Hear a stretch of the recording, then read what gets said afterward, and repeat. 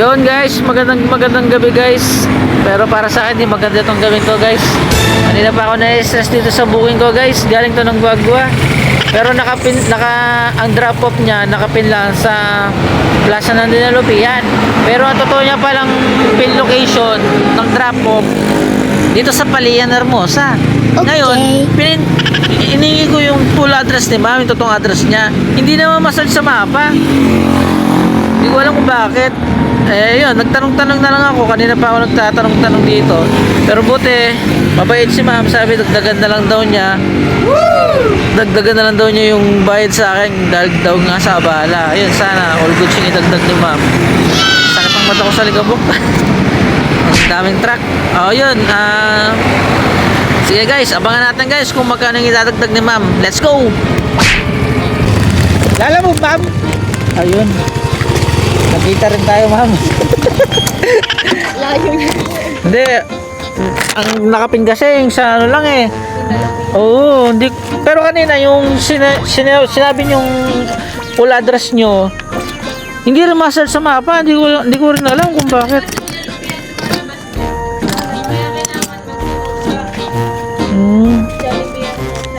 Bale, magkano po? Ano lang to ma'am, 206.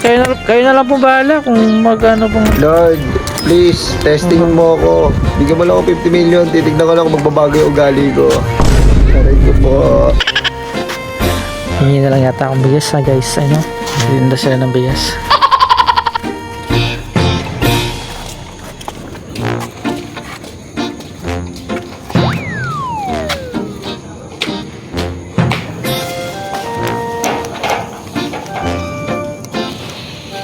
Ito lang yung item nila guys. So, nakasobre. Hindi ko alam kung ano to. Waranto para siya ata. Char.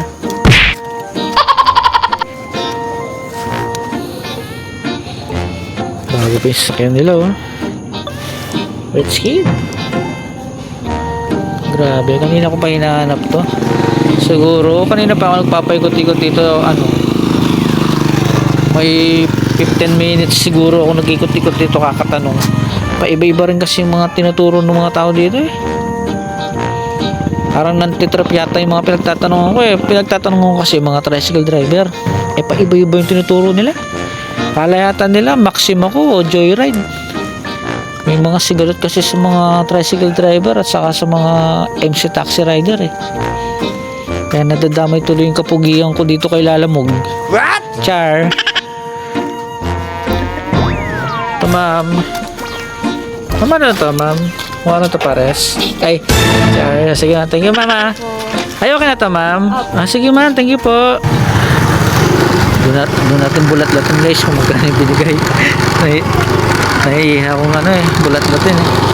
Hindi ako makita ni ma'am yung disappointment ko kung sakali hindi ako matuwa sa binigay niya eh. Grabe, pinangaralan na kita. Ang kapal pa rin ng mukha mo. Yung mukha mo, antigas. Parang yelo ng tagpitres. Guys, tingnan na, sabay-sabay natin itong hayan kung magkano binigay ni ma'am. Ay awit. 250 lang guys. Nag-rate yun ng 206 eh. 250 lang para sa kumbaga binayaran lang ni ma'am yung stress ko sa kakanap sa kanya ng 44 pesos. Awit. Eh guls. Ay nako.